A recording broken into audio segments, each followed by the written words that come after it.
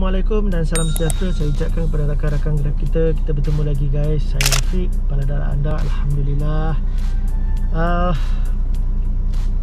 Kita mula tahun baru dengan satu topik yang lari sikit daripada Grab lah. Terjebakkah aku dengan penyakit COVID-19?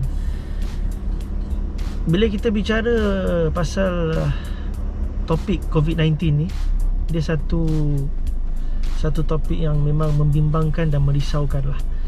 Okay. Dan jika kita tak rawat dengan segera, dia boleh membawa kepada kematian. Yes, memang betul. Saya ada simptom COVID-19 tu. Okay. Dan macam mana saya nak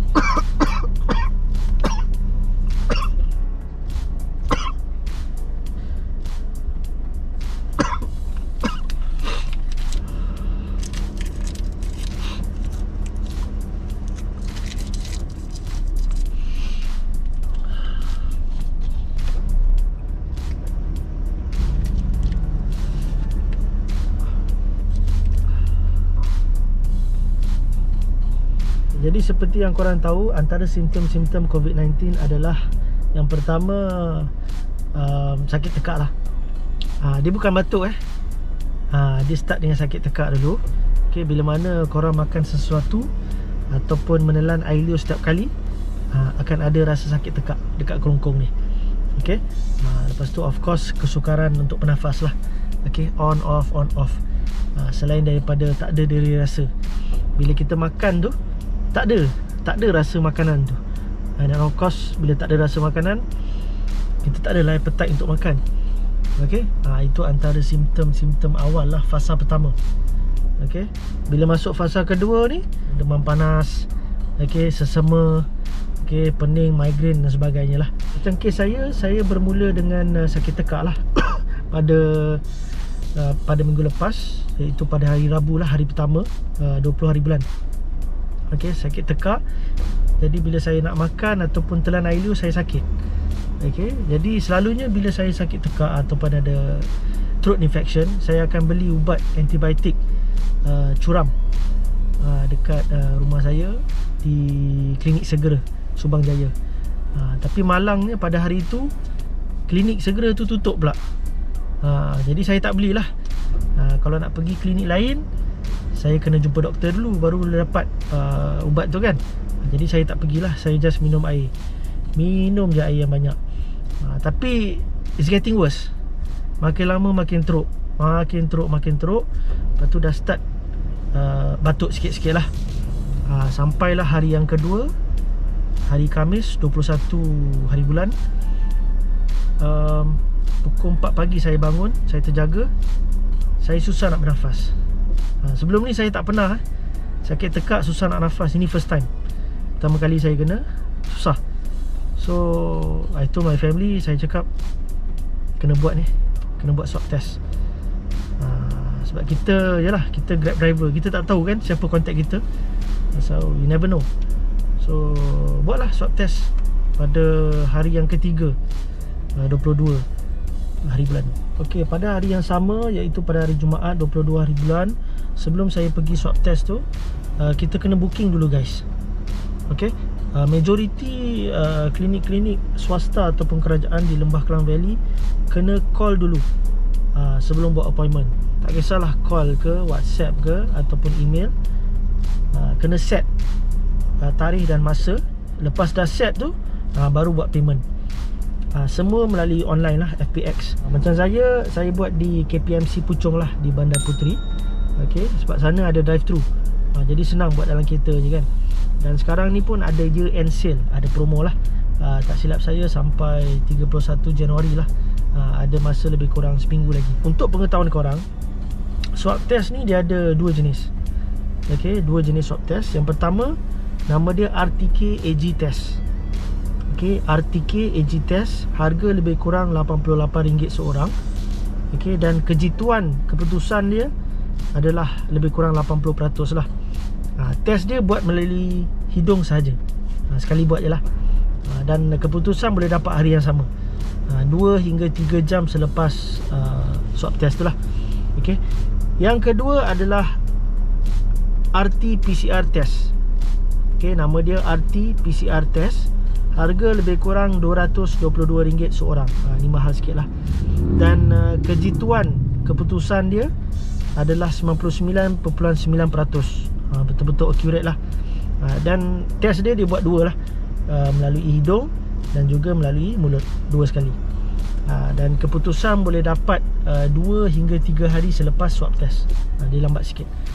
Tetapi KKM dia akan tengok report based on PCR test. Contoh kalau korang buat RTK test, katakanlah korang positif COVID-19, okay, korang tetap kena buat PCR test. Sebab apa? Sebab KKM akan tengok report based on PCR test, bukan RTK. Jadi kena buat dua lah. Jadi macam saya buat PCR test terus. Okey, sakit atau tidak buat swab test? To tell you the truth, sebenarnya tak sakit. Memang tak sakit langsung. Especially bila buat melalui mulut memang tak sakit. Cuma ada rasa nak muntah lah sebab dia jolok dalam tapi dia buat sekejap je. Tetapi bila dia buat melalui hidung tu, tak sakit. Cuma apa yang saya boleh gambarkan, bila korang mandi swimming pool ataupun mandi air laut, air masuk hidung, macam tu lah rasa dia. Dia bukan rasa sakit, rasa macam tu. Dan akan ada keluar air mata sikit lah, sebab hidung kita sensitif kan, and it connects to eye. Satu lagi nak diingatkan guys, selepas korang buat swab test tu, korang diwajibkan untuk call Grab customer service untuk buat report. Hello Encik, terima kasih kerana menunggu di talian Okey. Boleh saya tahu tak Encik dapat ni memang daripada passenger ke atau memang Encik buat saja untuk sendiri? Sebab saya tak ada apa-apa kontak, cuma saya sakit tekak and then susah nak bernafas lah. So saya buat lah. Okay. Itu je. Sekejap saya saya ambil report dahulu Encik untuk verification. Nanti tim kita dah akan hubungi dengan Encik. Okey. Alright, boleh. Encik tak ada pergi ke mana-mana luar negara tak ada Tak ada. Okey Encik. So untuk isu ni, saya akan buat satu laporan. So nanti apa-apa tim kita akan kontak semula. Encik jangan lupa, kita advise dekat Encik untuk ni lah, updatekan yang Encik buat swab test tu, boleh? Okey, boleh. Macam mana help center, lepas tu nak pergi mana? help.grab.com, pilih bahagian kat situ ada tulis COVID-19. Sekejap help.grab.com Ya, betul. Sebab apa? Sebab kita tak tahu sama ada keputusan tu positif atau negatif. Okey. Jadi untuk tujuan keselamatan, korang kena buat report. Lepas korang buat report tu, Grab akan serta-merta hold korang punya account. Dia akan suspend for a while lah, sehingga korang mendapat keputusan daripada KKM, whether it's positive or negative. Lepas tu update dengan Grab. Cara update dia ada dua. Okey, yang pertama, lepas korang buat report, nanti Grab akan bagi satu email lah, berkaitan dengan suspension account letter. Jadi korang just balas email tu saja, attach sekali dengan report keputusan swab test tu. Okey. Dan yang kedua, macam dalam video tadi, korang buka link help.grab.com. Okey, help.grab.com. Lepas tu dia akan keluar satu page. Okey, tekan COVID-19 related issues. Okey, lepas tu tekan I would like to self-declare. Lepas tu just tekan login to get help. Dari situ korang just buat report lah, dan attach sekali keputusan report swab test tu. Okey, berkenaan dengan duit RM600 compensation COVID-19 daripada Grab tu, itu hanya driver yang detect positif COVID-19 saja. Maksudnya korang update keputusan tu dengan Grab, dalam masa yang sama Grab akan hantar satu email lah yang mengatakan korang akan dapat duit tu lah, duit RM600 tu. Tapi duit tu akan dimasukkan selepas korang bebas daripada COVID-19. Maksudnya selepas 10 hari lah. Nanti dia akan transfer to your cash wallet lah. Jadi selepas lebih kurang 3 hari kuarantin di rumah, pada hari Ahad 24 hari bulan, lebih kurang pukul 1 tengah hari macam tu, saya mendapat keputusan tu lah. Jadi mesti korang nak tahu kan apa keputusan tu. Alhamdulillah saya negatif lah. Tapi masa mula-mula saya tengok report tu confused. Sebab result PCR tu dia tak tulis whether it's positive or negative. Dia hanya tulis komen. Jadi dekat komen tu dia tulis SARS-CoV-19 not detected, internal control detected. Jadi kat situ saya keliru. Jadi saya call balik pihak KPMC. Dia kata yes, you memang negatif lah. Jadi syukur Alhamdulillah. Jadi apa yang saya belajar kat sini guys, jangan ambil langkah terlalu mudah lah. Because COVID-19 is not a joke guys. Okay, it's not a joke. Maksud saya, bila kita batuk ataupun sakit tekak, even sesama sekalipun, kita terus berjumpa dengan doktor, seek attention dengan doktor, minta panduan dan nasihat daripada dia. Apa yang patut saya buat, jangan dibiarkan guys. Okay, kalau korang nak jumpa doktor di klinik kerajaan ataupun klinik kesihatan, okay, kat situ pun dia ada doktor yang in charge lah untuk COVID-19. Consult doktor dan dia akan decide whether korang patut buat swab test atau tidak. Okay, bayaran tak silap saya RM1 lah kalau di klinik kesihatan, memang murah. Okay, kalau di klinik kesihatan dia berbeza sikit swab test dia. Dia start dengan RTK test dulu. Okay, RTK test. Sekiranya kalau korang positif RTK test, okay, dia akan bagi korang gelang pink. Dia start dengan gelang pink dululah. Okay, so lepas tu proceed dengan PCR test. Okay, PCR test ambil masa lebih kurang 2 hingga 3 hari lah untuk mendapat keputusan. Dan dalam tempoh itu korang disuruh untuk kuarantin dululah, sama ada di rumah ataupun di hospital, bergantung pada tahap kesihatan korang.